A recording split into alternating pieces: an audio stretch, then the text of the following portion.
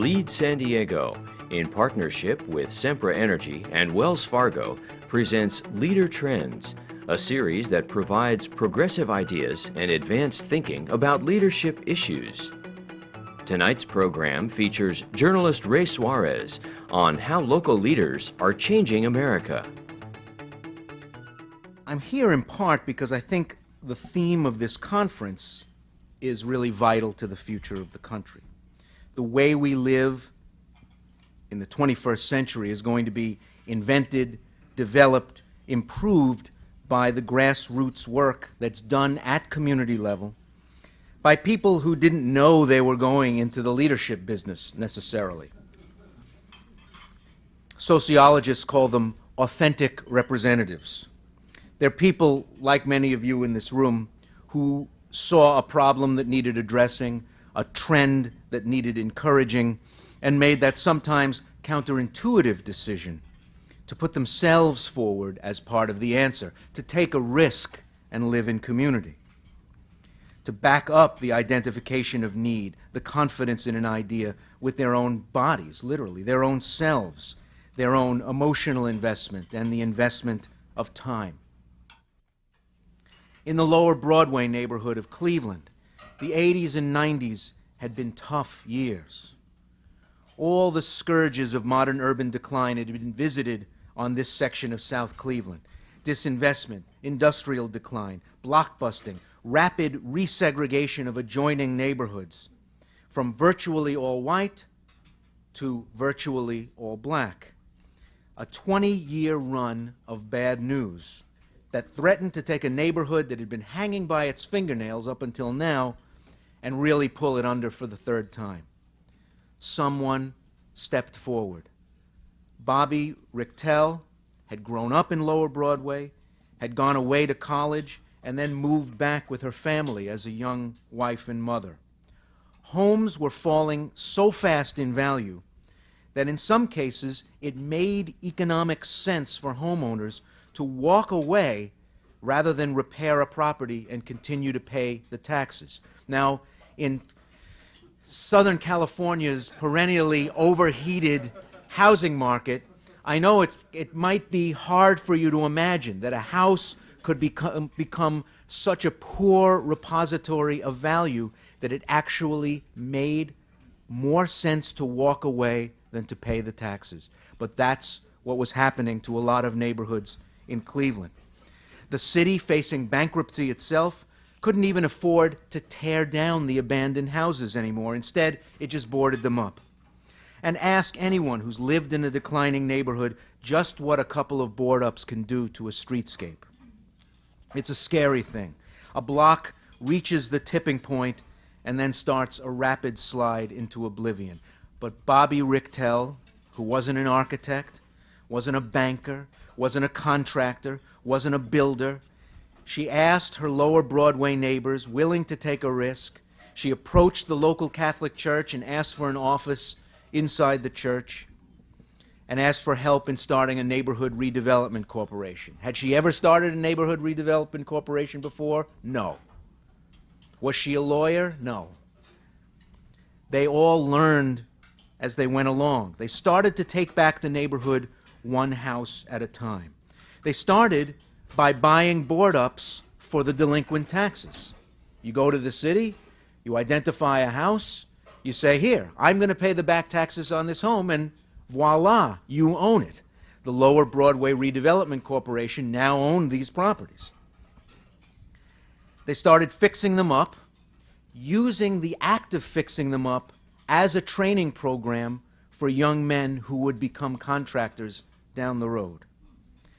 Started selling the houses to carefully screened buyers willing to make a long-term commitment to the neighborhood. They learned how to use census tract data, local lending statistics, and the Community Reinvestment Act, a federal law monitoring the lending practices of federally chartered institutions, to push bankers into doing the right thing. Expertise contained inside the Community Development Corporation grew. The spin-offs from the Lower Broadway Redevelopment Corporation started to be seen all across the neighborhood. which sends a very potent signal to other people who might have been just on the bubble, deciding whether or not it was time for them to leave, to stay and see if it wouldn't be a good idea to continue to make Lower Broadway their home. So they started to accumulate intelligence, clout, savvy, the ability to make things happen. The Lower Broadway CDC became an important player in its part of the city, partnering and redeveloping commercial properties along a sagging shopping street, attracting national chain retailers who had been afraid to go into that part of Cleveland, helping package financing and reconstruction loans for old storefronts that weren't yet ready to handle the needs of modern businesses. But the best was yet to come. There was, in the heart of this part of South Cleveland, more than 200 acres of empty land that had once been the grounds of an old state mental hospital. This parcel of land stood in the center of 3 segregated communities. 1 all white, 2 all black. The abandoned site was full of toxins because for many, many years the hospital had had a generator on its grounds, leaking diesel oil into the soil year after year after year. They needed millions of dollars worth of chemical abatement even to be able to build anything on the land. Even a flat black asphalt parking lot would have taken millions of bucks in investment just to get the soil up to a standard where you could lay down blacktop on top of it. But with all she'd learned, moving from a church basement and rank amateur status to the sophistication to match the most aggressive for-profit developers in Cleveland, Bobby Richtel marshaled her formidable Rolodex, the contacts that she had made over the years among designers, builders, lenders, state agencies, federal agencies. She hatched a plan to do something that hadn't been done in Cleveland since before World War II. They were going to build a neighborhood from scratch in a part of the city that hadn't seen any building in 40 years. She got help with the environmental soil problems. The state and the county planned a ribbon park, including a bike and running path through the back end of the property. Designers built at a scale and a density friendly to, harmonious to the surrounding neighborhoods. You ever see projects that go in someplace that just don't fit with anything that's around it? Street grid doesn't match it, so you can't actually drive from one part of the neighborhood through to another part of the neighborhood. This wasn't going to be that kind of project. This was real urban fabric. Bankers stepped forward, the city stepped forward, and hundreds of affordable homes rose. An integrated neighborhood in a city with very few that added to the home values in the neighborhoods on all 3 sides of the parcel, reassured people afraid of development that gentrification wasn't going to make them move, reassured homeowners afraid of declining values that staying in that part of South Cleveland was worth a try, creating value from nothing. Millions of dollars in home equity in place of a muddy, polluted field. Bobby Richtel is a hero, a leader, the kind of catalyst who's being produced by community organizations from coast to coast. Gerrymandering had left a large Puerto Rican community split into 5 different electoral districts in Chicago. So despite the fact that there were 150,000 Puerto Ricans living in the near north side of the city, it was impossible for that community to elect one of its own to local office. There was one elected office that a Puerto Rican in Chicago could win: President of the Puerto Rican Parade Committee. For a long time, that office was passed from crony to crony and basically inhabited by Chamber of Commerce types who didn't see much stake in winning and didn't really have to fight very hard for the job. But in the early 80s, a group of young community activists decided to take this sleepy election and turn it into a training ground for electoral politics. They did the unheard of. They slated rival candidates to the hand-picked committee candidates. They had nighttime meetings where they plotted strategy and kept tabs on commitments from supporters. They, in effect, took over an established freestanding community organization. They did the work. They ran the parade. They made sure the floats came off in the right order and that the high school bands were there and that the queen of the Miss Puerto Rican Chicago was on the right float at the right place in the parade. They did all that. But they made the parade committee into the petri dish for a new political consciousness in a disenfranchised neighborhood. As a Federal Voting Rights Act lawsuit gradually wended its way through the courts, this school for running grassroots campaigns developed a pool of sophistication, a core of street troops with a great deal of community credibility and contacts. And when a federal judge decided that half a dozen Chicago wards were gerrymandered in ways that purposely and systematically thwarted the aspirations of black, Mexican, and Puerto Rican voters, and that those wards would have to be remapped and special elections held, the parade committee was ready and was able to pull grassroots neighborhood campaigns ready-made right off the shelf. They had candidates, they had organizers, they had fundraisers, they had block captains, they had experience in everything from where to get buttons made to how to field a network of street troops on Election Day. And when, after 3 years in office, Mayor Harold Washington got voting control of the city council after having his programs blocked and his appointments stymied, the 25th vote in the council that with his own created a working council majority for the Washington administration was that of newly minted Alderman Luis Gutierrez, who had the Puerto Rican Parade Committee cadres in his corner and bringing out the vote on Election Day. When the first ever Latino state senator in Illinois' 170-year history was chosen in that same special election, Miguel del Valle's network was built on his own years as the head of the community's oldest and most trusted social service organization, Association House, which began as a settlement house in the last years of the 19th century with the children of Eastern European immigrants who had filled that same neighborhood to the brim. I guess what I'm trying to tell you is that leaders are not just created one day, self-appointed or appointed by others or pushed onto a pedestal. They're created through a process of self-realization, perhaps. That is, understanding that while 2 and 2 is always 4, sometimes the first 2 has to be found all the way over there, and the other 2 is all the way back there, and it's only the leader who can bring them into the same room to have them make 4 in the first place.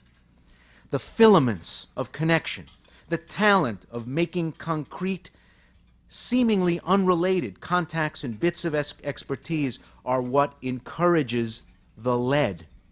The led need to find encouragement too.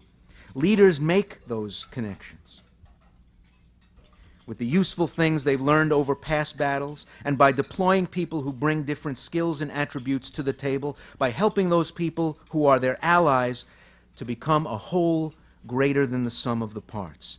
People want to be relied upon. People want to be valuable. People want the reinforcement that comes from a leader seeing what it is that they have to offer and making sure it gets used. There's a lot at stake right now. We're renegotiating the basis for American life right now, entering a critical phase in the long national argument that began with Ronald Reagan's first unsuccessful run for president for the Republican nomination in 1976, or perhaps even a decade and a half earlier with Barry Goldwater's nomination for president.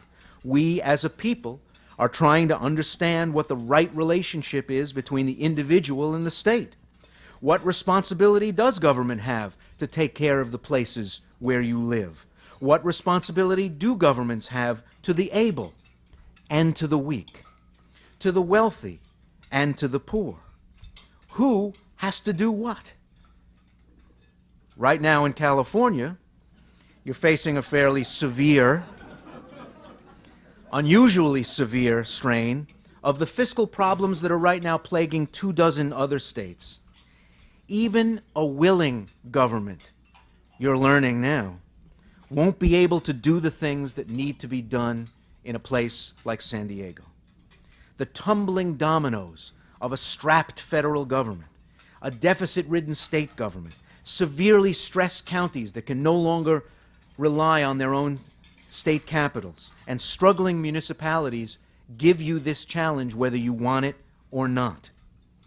So the question is, can you locate the expertise, the unrealized human capital where you live that makes your own Bobby Richtel, the churches that pooled their influence and expertise to take advantage of existing and underused programs in New York State to create the Nehemiah homes, affordable new construction for working families in Brooklyn and the Bronx that's become a widely imitated model around the country.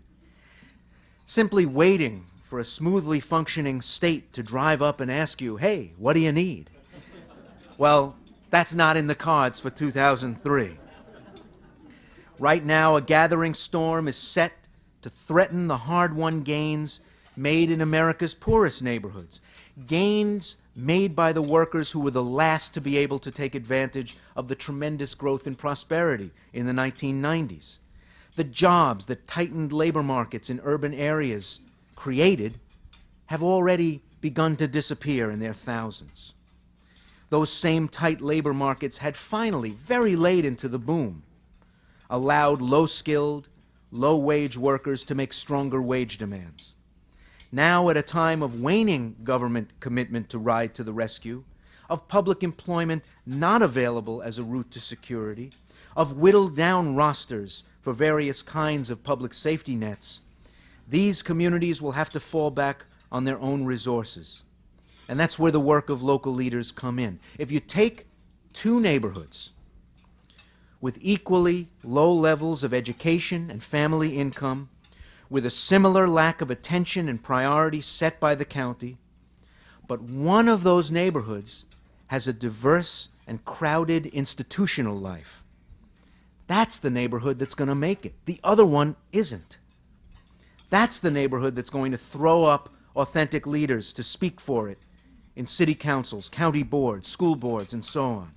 That's the neighborhood that's going to be able to break the shackles of entropy, break the tyranny of the shrug, the depleting belief that regular people just can't turn things around. It's too much for them.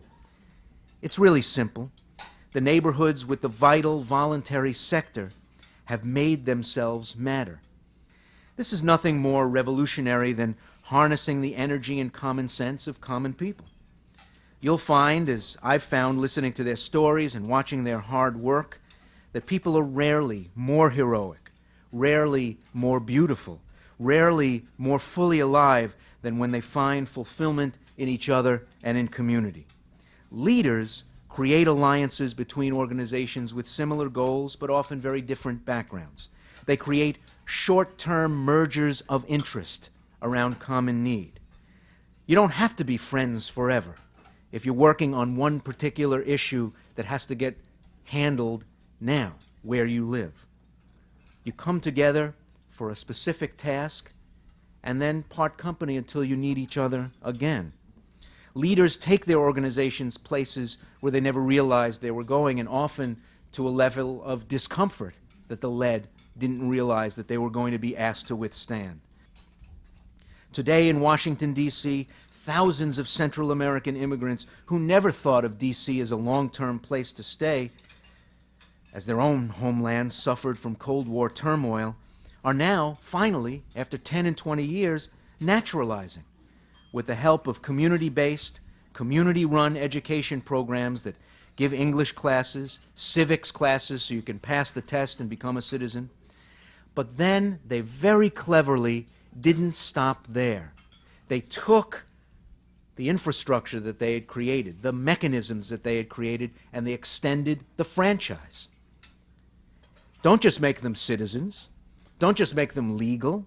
Make them bank customers, since we know that the lowest family ownership of bank accounts is among Latino families. Get them checking accounts. Help them set up savings programs. Teach them about credit scoring. Make them homeowners, stakeholders from their inauspicious beginnings in America as refugees.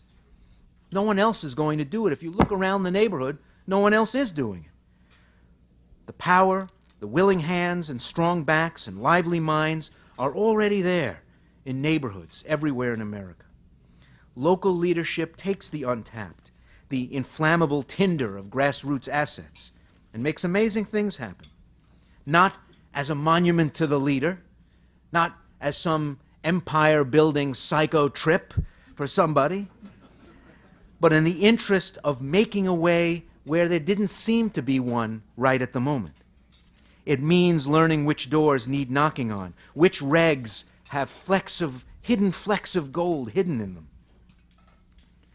It means leveraging the backing of allies in various and unrelated places. Across the country, arts groups, educational organizations, housing organizations, neighborhood watches, local school improvement committees are making plenty out of not much. Think of local leaders as cotton candy chefs. They take this much sugar and they make this much cotton candy. Except it's a little bit more dense and substantial than cotton candy. It's great that LEAD San Diego has made a place, a clearinghouse, where people can talk to each other and trade the kind of intelligence that often the filaments, these threads, these connections wouldn't exist without LEAD. This expertise, this energy can pool up and make itself known in the wider city. As I've watched neighborhood organizers around the country in projects large and small, I've seen leaders of small-scale organizations also move on to constantly bigger challenges because their light's too big to be hid under a bushel basket, and they get stolen by other NGOs. They get moved on by people who need the things that they've learned. Leadership to me means an almost promiscuous scattering of what you've learned to others, making sure that the power you create doesn't grow through being hoarded, but in handing it on to as many people as possible, feeding forward into new organizations and back into already established entities. When I was on the board of directors of the local Y in a largely Latino neighborhood, we knew that street gangs were destroying a too large segment of our young men. They were spending a big chunk of their adulthood in state prison, handicapping their families, leaving children fatherless, wives husbandless, and themselves futureless. The problem wasn't getting into a gang. Chronic underemployment, declining prospects for badly educated, low-skilled, and marginalized young men meant there would always be ample supply of new recruits clustered around the entrance to gang life. The problem for many of them wasn't even that life was attractive to them anymore. More and more young men saw less and less future for themselves in these gangs over time. The problem was getting out and keeping your body intact. Getting out and staying out was hard. So the Y, under the leadership of Ramon Vasquez, became, by common consent of all the street gangs in this part of the city, by a fully understood compact with the existing gangs, became neutral territory. Physically extraterritorial, like an embassy, not part of any gang's turf. The Y's van became the lifeline for teens and young men trying to get out of gang life, to get GEDs, to get from their house to the Y, and from the Y to their house in safety without the threat of their old so-called buddies still on the street. The program was a tremendous success. Over time, lots of guys from the neighborhood made it out. They got their juvie records erased. They didn't go back to jail. And when Ray Vasquez eventually became one of the leaders of one of the biggest public park districts in the country, Who ran the gang program at the Y now? An ex-gangbanger. He started as a peer counselor and ended up traveling to cities around the country to help organizations like Y's and Boys and Girls Clubs set up gang exit programs based on the model that we had developed. He, of course, trained the young guy who's running the original program today in turn. Maybe government should be doing more of the heavy lifting. Yeah, there's a lot of things that government should be doing or doing better that it's not. I think that we could probably, if we went out around the room with a legal pad, come up with a long list of things that it's not doing. Maybe it should be more generous instead of cutting back on vital local services. Maybe your groups locally are ending up doing work involving public health, education, housing that you really shouldn't have to do. But that's not really the question. The question is, does the work need to get done, and what's the cost of not doing it now? How many futures that have severely truncated horizons? How many thousands of dollars in family income that don't get earned? How many college futures that don't get lived into? You got to ask yourself, there's a holistic cost in losing these things by delay. Too many people need what you've got today. Too many people need you to show them where the two and the two are. They're going to make the four. They're not stupid. They're not helpless. They're not unaware of their own self-interest. They may have already paved the first 200 feet of the walkway, but they need that last little compass on the cul-de-sac to finish that last few feet that connects to a wider network of roads out. If I hadn't seen it work so many places, even I would be a little dubious about what I'm saying to you right now. Like, get a load of him. I'd roll my eyes at myself. But the last 20 years as a reporter in the biggest cities in America has given me a chance to see the best and the worst that people have to offer. And we're really underplaying our hand right now, selling ourselves short in too many cases. So good luck. Thanks for having me with you here today, and go out there and lead San Diego. Thank you.